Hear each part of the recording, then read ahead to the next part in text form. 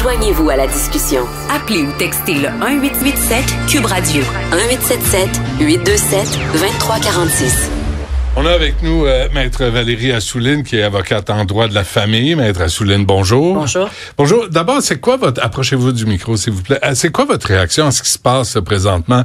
La DPJ, tutelle en Mauricie, Cité de la Prairie, là, c'est scandale sexuel, trafic de drogue, aveuglement volontaire de la sécurité. Comment vous réagissez quand vous lisez tout ça, vous? Bien, c'est outrageant. Il faut absolument qu'il y ait des changements et je pense qu'on est arrivé là. Des changements à quel niveau? Ben, au niveau de la gestion en haut, là. Donc, Madame Lemay, c'était le temps. Et quand j'ai vu la nouvelle ce matin, je me suis dit, enfin, ça aurait dû arriver il y a 2 ans, mais bon, il vaut mieux tard que jamais. Pourquoi vous dites ça à propos de Madame Lemay? Parce que sur le terrain, c'était la gestionnaire invisible. Les pratiques qui devaient être uniformisées à travers la DPJ ne l'ont pas vraiment été. Tous les programmes qui ont été mis de l'avant, toutes les recommandations aussi de Madame Laurent n'ont pas été mises en place. Et ça, c'est désolant parce que on peut pas non plus demander à Monsieur Carman de faire du micromanagement. Et c'est ça qu'il était obligé de faire. Elle a été nommée pour ça, là, Maître Assouline. Elle était là pour s'assurer que les recommandations du rapport Laurent soient appliquées. Absolument, et que tout soit uniformisé à la DPJ. On traite un dossier comment? Il y a des protocoles. Qu'est-ce que les superviseurs ont à faire? Ouais. Les superviseurs aussi, ils ont un travail. Pourquoi il n'y a pas eu de supervision, par exemple, à Cité des Prairies? Qu'est-ce qui s'est passé? Et comment ça se fait qu'on n'a pas appelé la police tout de suite? Il y a des drapeaux rouges, là. Quant à la gestion de Mme Lemay. OK, je vous écoute, là. Là, je me dis, OK, c'est pas juste Mme Lemay qui devrait démissionner. En tout cas, elle n'a pas démissionné. Elle est transférée à un autre poste, elle reste au ministère. Ça va. Mais il y a une série de personnes qui étaient en charge au Centre des Prairies, Cité des Prairies. Tout à fait. Qui devraient aussi avoir des conséquences. Des conséquences même criminelles. Parce que si ce qu'on a comme information, c'est ce qui s'est passé, mais il y a des jeunes qui ont été abusés par des personnes en autorité. Vous représentez la famille de cette fillette qui est morte en 2019 à l'âge de 7 ans, qu'on ne peut pas nommer. Je trouve ça épouvantable. Cette fille-là est pas une référence dans les médias. Tu sais, qu'on puisse pas la nommer ou lui donner un nom, parce qu'on parle de la fillette de Granby. Elle mérite plus que ça. Vous savez, elle est toujours là. Et tout ce qui se passe aujourd'hui, en fait, moi, je sais que c'est une mission de ne pas arrêter de défendre des enfants parce que c'était pour ça que... Elle est morte aux mains de sa belle-mère et de son père qui a un mollasson qu'il a laissé faire. Est-ce que je comprends bien ce qui s'est passé? C'est ça. Ça a provoqué la commission Laurent, ça a provoqué le rapport de Régine Laurent. J'ai posé la question à Lionel Carman, le ministre des Services sociaux. Qu'est-ce qui a changé depuis la mort de cette petite fille qu'on peut pas nommer malheureusement en 2019? On écoute. Ben, il y a beaucoup de choses qui ont changé, M. Dutrisac. Puis c'est sûr que quand on regarde la situation des centres jeunesse, on ne le voit pas encore. Les services jeunesse de première ligne sont nettement améliorés. La façon dont on gère les dossiers à la protection de la jeunesse, en diminuant le fait que la DPJ, c'est comme la salle d'urgence des services sociaux, ça aussi, je pense que ça s'est amélioré. Mais là, on est rendu à la fin de la phase 2, le travail sur les centres jeunesse. Ça, c'est une grosse partie du travail. Le changement n'est pas ressenti, ça, je suis bien d'accord avec vous, mais ça s'en vient. Puis, ça faisait pas de sens de s'attaquer au centre jeunesse avant de faire tout le reste avant, selon moi. Qu'est-ce que vous pensez de sa réponse, Maître Assouline? Je pense qu'il était déconnecté de la réalité dans le moment où il faisait état de cette déclaration-là. Je pense qu'aujourd'hui, on en arrive à un constat qu'on ne peut pas ignorer. Il y a eu un travail qui n'a pas été fait par la directrice nationale et c'était le temps qu'elle soit remplacée. Et il vient de me dire ça, là. Il m'a dit ça à 11h30. Ça fait une demi-heure qu'il m'a dit ça. Il faut absolument qu'il y ait des personnes qui se déplacent. La directrice nationale, là, elle devrait pas être dans un bureau. Elle devrait se déplacer. Elle devrait aller rencontrer les gestionnaires. Elle devrait aller rencontrer les jeunes aussi. Sans l'annoncer, là. Surtout pas. Hein? Je m'en viens dans 3 jours, là. Faites le ménage, là. Passez une lingette, là, pour ramasser. Quand M. Carman dit service amélioré, le croyez-vous? Il y a encore beaucoup de travail à faire. Mais est-ce qu'il y a eu une amélioration des services? Il y a eu, dans certains dossiers, des améliorations, mais au niveau systémique, il y a encore des failles énormes et il faut encore adresser. Il n'y a pas d'uniformisation des pratiques à travers la DPJ. On a parlé souvent des femmes victimes de violences conjugales qui se font cataloguer d'aliénantes ici sur vos ondes.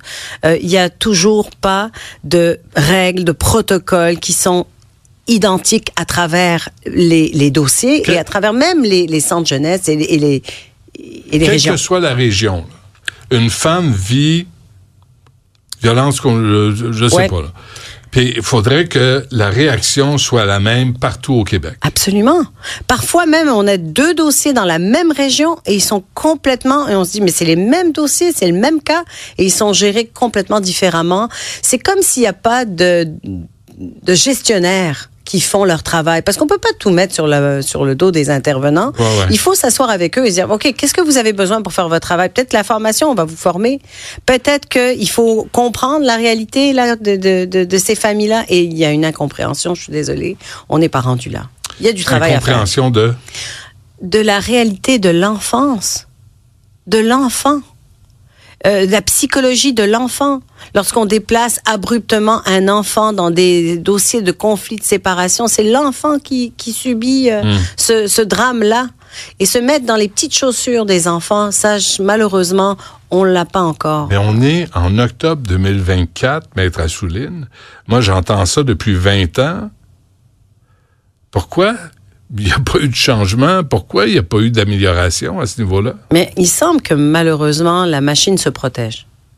Hein? C'est hermétique et on se protège. Et on prend... direction de la protection de la jeunesse, c'est de la direction de la protection d'eux-mêmes. Mais malheureusement, c'est ce qu'on constate avec le temps. Et en plus, lorsqu'on nomme une personne qui vient de l'intérieur, qu'est-ce qu'on s'attend? On s'attend à ce qu'elle mette sous le tapis ses collègues. Quand M. Carman parle de gestion des dossiers, il dit ça s'est amélioré aussi, mais vous me dites que non. Vous me dites que la gestion n'est pas uniforme. Les listes d'attente, la gestion des dossiers, les directives, la supervision, les orientations cliniques. Les orientations cliniques, ça vient d'où, là? Un agent de relation. Mais quand on prend une décision dans un dossier, quand il y a des agents de relations humaines qui prennent des décisions dans un dossier, c'est qui, là, qui est au-dessus de cet agent de relations humaines qui a décidé que, OK, on va retirer cet enfant-là qui est autiste et qui a 5 ans et on va le placer dans un centre de réadaptation? C'est qui a pris cette décision-là? Et pourquoi? Et est-ce qu'il n'y avait pas quelque chose d'autre qu'on pouvait faire? Il n'y avait pas d'autre manière plus humaine, moins barbare? Faut que les choses changent. Le poste de Mme Lemay, là, ça vous tenterait pas? Ah, avec plaisir. Mais, tu sais, je regardais, on se disait ça hors d'onde, là, c'est comme le Canadien de Montréal. Tu sais, arrêtez de piger toujours dans la même banque. Là, la DPJ, M. Carman va faire quoi? Il va se tourner vers ses bureaucrates, ses fonctionnaires, va dire, OK, lequel d'entre eux je vais monter à qui je vais donner une promotion? Au lieu peut-être de regarder à l'extérieur des gens comme vous, là, qui êtes impliqués depuis des années. Je veux pas attribuer de mauvaise foi à M. Carman parce que je sais qu'il est là aussi pour les enfants. Il travaille pour les enfants. Il a consacré sa vie aux enfants. Je parle de la façon de le choisir. Je pense que présentement, avec le résultat qu'on a, je suis persuadée que M. Carman ira chercher aussi à l'extérieur de la machine pour essayer de trouver la bonne personne parce qu'il faut que ça bouge. Il faut faire le ménage. Il faut faire un redressement. Qu'est-ce que vous feriez, vous? On s'en était parlé. Et moi, je crois que le ménage, c'est de s'assurer d'abord qu'il y ait dans des pratiques qui sont uniformes, de s'assurer aussi que les personnes qui font pas leur travail et qui comprennent pas l'enfance, mais qui prennent la porte, parce que c'est ça. Et également d'avoir des orientations cliniques qui sont conséquentes avec l'enfance. Je suis sûre que si M. Carman savait qu'un enfant de 5 ans, on va le chercher avec des policiers puis on le place dans une famille d'accueil des étrangers parce que sur des oui-dire, je suis sûre que M. Carman serait en désaccord avec ça. Parce qu'il a été pédiatre et médecin pendant des années. Oui. Nancy Audet aussi, qui a vécu la DPJ aussi, mettait en question le poste de Catherine, pas le poste, mais même Madame Lemay au poste de directrice. Est-ce que M. Carman a votre numéro de téléphone? Je crois. Pensez-vous? Je crois que oui. Okay. Voulez-vous qu'on lui envoie? Ça va aller. Ça va aller. mais quand on parle, M. Carman parlait de crime organisé, là. Oui. À la Cité des Prairies. Oui. On parle de scandale sexuel. 9 éducatrices, Maître Assouline. 9. Mais ce qui est grave, c'est que M. Carman l'apprend une semaine après.